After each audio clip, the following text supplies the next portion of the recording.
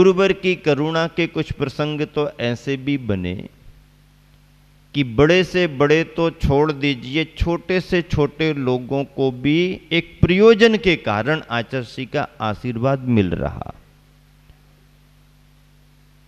सागर नगर में केंद्रीय कारागृह जिला जेल है और उसमें सभी तरह के अपराधी रहते हैं। अपराधी तो अपराधी ही होते हैं, अपराध करके सजा पा करके जेलों में आते हैं, सजा काटते हैं। कभी कभी कैदियों के साथ बहुत बुरी स्थिति हो जाती है। सुविधाएं तो जो सरकार देती है, व्यवस्थाएं देती हैं, वो मिलती ही हैं, लेकिन मानसिक संताप उनके मन में ऐसा आ जाता है कि दिन काटने उनको मुश्किल हो जाते हैं। असुविधाओं की वजह से सो ऐसी बात नहीं है, सरकार और प्रबंध तो पूरी व्यवस्थाएं बनाता है, लेकिन मानसिक संताप इतने आने लगते हैं कि कब बाहर जाएं, जिंदगी बोझ जैसे लगने लगती है, मन में त्रास आता है, विकल्प आते हैं, दुखी मन से रहना पड़ता है, निराश और उदास होकर के रहना पड़ता है। जिंदगी यही तो अपराधियों की होती है, पश्चाताप आता है। लेकिन उन्हें यदि कोई संस्कार मिलने लगे, उन्हें कहीं से कोई प्रेरणा मिलने लगे, तो ऐसे निराश और उदास अपराधियों के मन में भी विश्वास का संचार होने लगता है। उन्हें भी ऐसा लगने लगता है कि चलो जो हुआ तो हुआ, अब कुछ हम यहां पर भी कर सकते हैं। और वहीं से उनके विचारों में परिवर्तन शुरू हो जाता है और विचारों का परिवर्तन उनके जीवन को परिवर्तित करने लगता है। आशा का संचार हो जाता है, उम्मीदें जग जाती हैं और उनके निकट कोई जाकर के प्रेरणा दे दे, उनके बीच जाकर के कोई उन्हें प्रेरित कर दे, उनकी बुराइयों से उन्हें अवगत करा दे, बुराइयों का परित्याग करने की प्रेरणा दे दे, अभक्ष और अशुद्ध वस्तुओं के त्याग करने की कोई प्रेरणा देने लगे, तो ऐसे कैदियों के लिए बदलते हुए वातावरण में वह जेल उन्हें घर जैसा लगने लगता है। और कई कई बार तो जेल के अंदर भी बहुत अच्छा वातावरण बना दिया जाए तो कैदियों को जेल भी मंदिर जैसा लगने लगता है। और सच्चे हृदय परिवर्तन करने का एक यही अवसर होता है, एक यही माध्यम होता है, यही एक वातावरण होता है जबकि उन अपराधियों के मनों को परिवर्तित कर दिया जाए। शरीर को कितना भी बांध दो, शरीर को कितने भी बंधनों में डाल दो, लेकिन जब तक मन परिवर्तित नहीं होता जिंदगी सुधर नहीं सकती है। शरीर को बंधन में डाल देने से मन अपराध मुक्त नहीं हो पाता है। मन के अपराध मुक्त होने के लिए कुछ वैचारिक खुराक चाहिए, कुछ धर्म की बातें चाहिए, कुछ अध्यात्म की बातें चाहिए, कुछ उनके जीवन के उद्धार की बातें चाहिए। और वो बातें भी कोई नेता वेता करे तो नेता वेता की बातें तो नेता के हिसाब की मानी जाती हैं, और कोई समाज से भी करे तो जरा असर पड़ता है, कोई धार्मिक व्यक्ति करे तो उसका भी असर पड़ता है, कोई त्यागी वृत्ति करे तो उसका और ज़्यादा असर पड़ता है। और कभी यदि कोई निर्ग्रंथ मुनि और आचार्य का सानिध्य मिल जाए तो और ज़्यादा ही फर्क पड़ता है। अपराधियों को अपराध मुक्त करने का सबसे अच्छा माध्यम है उन्हें ऐसा वातावरण दिया जाए कि उनके विचारों में परिवर्तन आने लगे, हिंसा से दूर हों, अपराध से दूर हों, आपराधिक प्रवृत्तियां उनकी कम होने लगें, उन्हें स्वयं अपने मन में अपराध का बोध होने लगे। ये प्रसंग विभिन्न विभिन्न जगहों में तो बनते ही रहे, सागर में एक बड़े और व्यापक रूप में बना। प्रशासनिक अधिकारियों ने भी बहुत रुचि ली, क्योंकि वहां के जेलर आदि इस सब प्रभावना से परिचित थे। सरकार भी ऐसे कार्यों को बढ़ावा देती है, क्योंकि सरकार सारी सुविधाएं देने के बाद भी जो वैचारिक क्रांति या वैचारिक परिवर्तन नहीं करा पाती है, संतों के सानिध्य में वह वैचारिक परिवर्तन सहज ही हो जाता है। और यही तो सरकार चाहती है कि प्रदेश में, देश में शांति रहे, व्यक्ति आत्मनिर्भर हों, अपराध और बुराइयों से बचें, अपने परिवार के साथ रहें, अपनी समाज के साथ रहें, नगर की, देश की सेवा में लगे रहें, एक दूसरे के लिए सहयोगी रहें। यही तो हमारे लोकतंत्र का और सरकार का, संविधान का भाव भी है। उसी की पूर्ति कराने में, संविधान की उसी भावना को पूरा करने के लिए तो शासन और प्रशासन संकल्पबद्ध रहते हैं।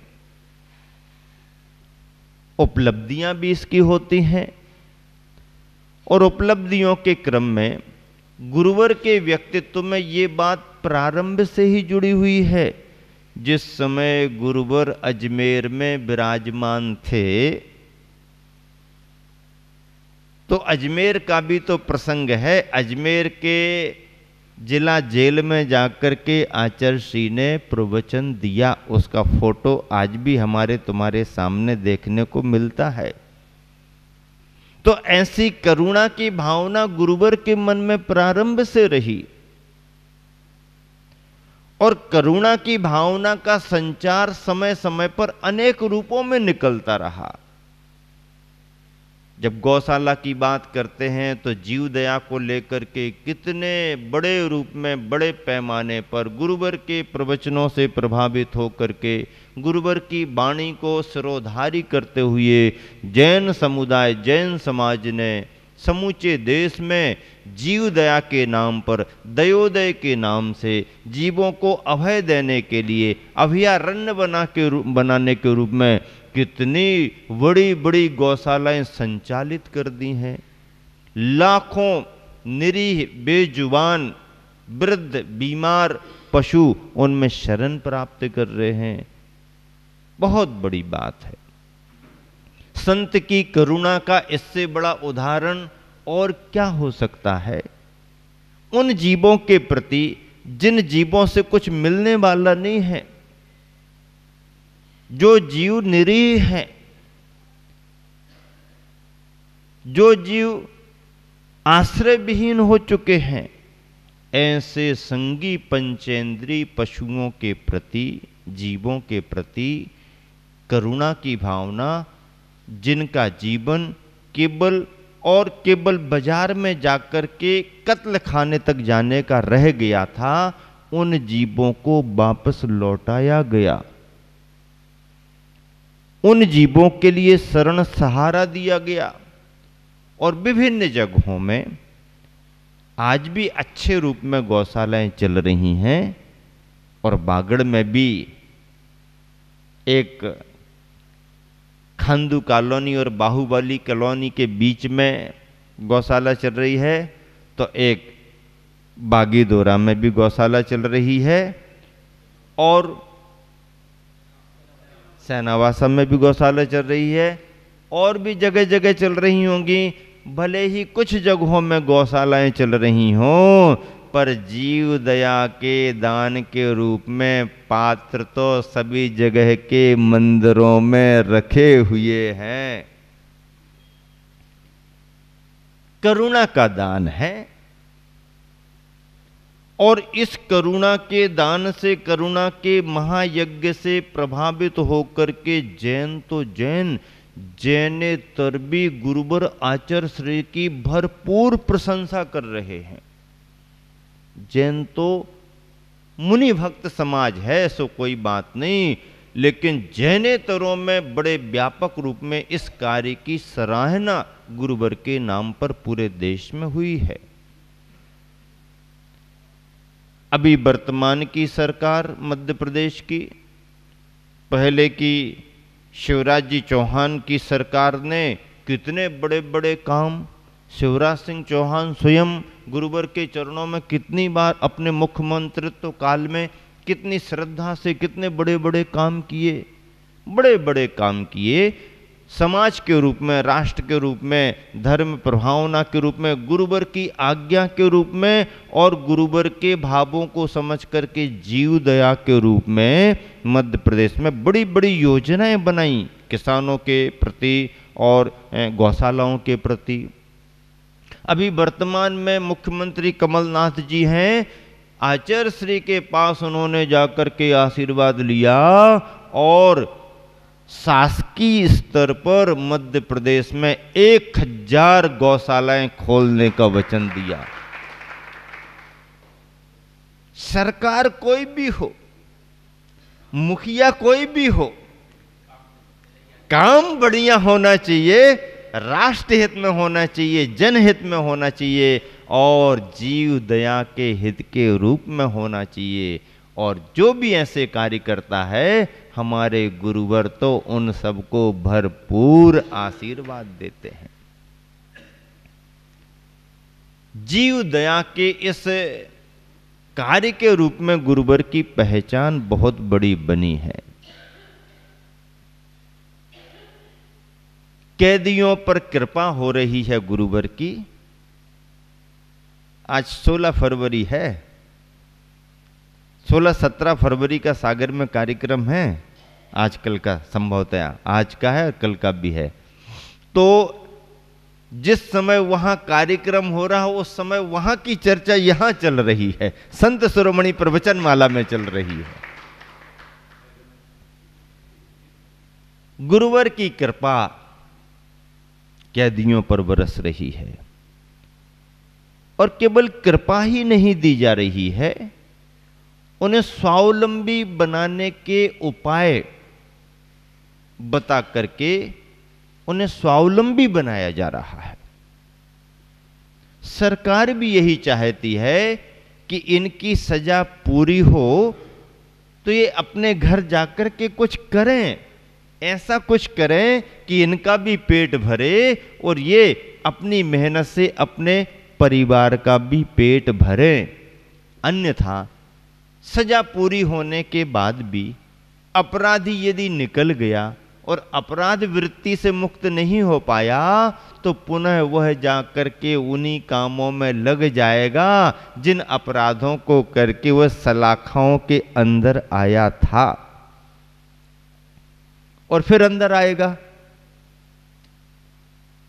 यदि उसे अपराध बोध हो गया और पश्चाताप के रूप में उसने अब कभी अपराध नहीं करेंगे ऐसा संकल्प कर लिया और ऐसा संस्कार लेकर के स्वावलंबी बन करके कुछ सीख करके बाहर जाता है तो उससे उसका जीवन भी बनेगा, उसका परिवार भी बनेगा और वह भी कुछ अच्छा कर पाएगा। उद्देश्य तो यही होता है। यह लिंक कैसे बन गई? प्रशासनिक अधिकारी तो आचार्य श्री के पास आते ही रहे। गुरुवर आपका प्रवचन तो खुली सभाओं में होता ही होता है। हम चाहते हैं कि आपके प्रवचनों का लाभ हमारे कारागार में भी मिले, हमारे कैदियों को भी उसका लाभ मिले। आचार्य श्री के मन में तो भाव रहता है, समाज बंधु, समाज के वरिष्ठ व्यक्ति सभी शासन प्रशासन से परिचित हैं। समाज बंधुओं ने भी आचार्य श्री को निवेदन किया होगा और भूमिका बनाने के रूप में, कार्य को आगे बढ़ाने के रूप में, कोई प्रशासनिक अधिकारी की भूमिका भी तो रहती है। तो आप सभी नाम जानते हैं, बाल ब्रह्मचारिणी बहन रेखा दीदी के नाम से जिनको जानते हैं, वो प्रशासनिक तौर पर पुलिस लाइन में, पुलिस सेवा में डीएसपी की पोस्ट तक उन्होंने अपनी प्रोग्रेस की। वो रहती तो और आगे भी बढ़ती, क्योंकि उनका ऐसा व्यक्तित्व भी है। लेकिन गुरुवर की कृपा और गुरुवर की छत्र छाया में उन्होंने इस लाइन में आगे न बढ़ करके और आचार्य श्री की मोक्ष मार्ग की लाइन में आगे बढ़ने का संकल्प कर लिया और आजीवन व्रत लेकर के कुछ समय तक तो प्रशासनिक सेवा की और बाद में रिजाइन दे दिया। बस इतना ही बहुत है।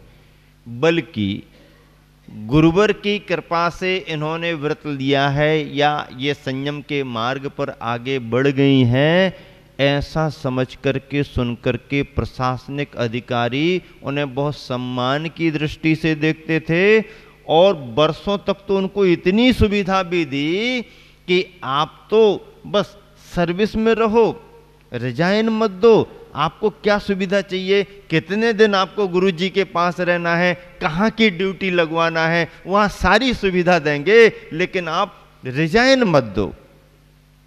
और कई बार ऐसा अवसर आया कि आचार्य श्री के चतुर्मास आसपास कहीं हुए तो इन्होंने अपने ट्रांसफर वहीं करा लिए, ड्यूटी भी वहीं और धर्म लाभ भी वहीं। और अधिकारियों ने उन्हें इतना प्रोत्साहन भी दिया और उनकी ड्यूटी से वो खुश भी रहते थे। लेकिन इसके बावजूद भी मोक्ष मार्ग की कुछ मर्यादाएं होती हैं, कुछ भावनाएं भी होती हैं, और उन भावनाओं में ढल करके उन्होंने सोचा नहीं बस बहुत हो गया, अब इस लाइन को छोड़ना ही ठीक है और मोक्ष मार्ग की लाइन में आगे बढ़ना है। उनके मन में भाव आया कि कोई ऐसी संयोजना की जाए कि जिससे इन सब लोगों को गुरुवर का लाभ मिले।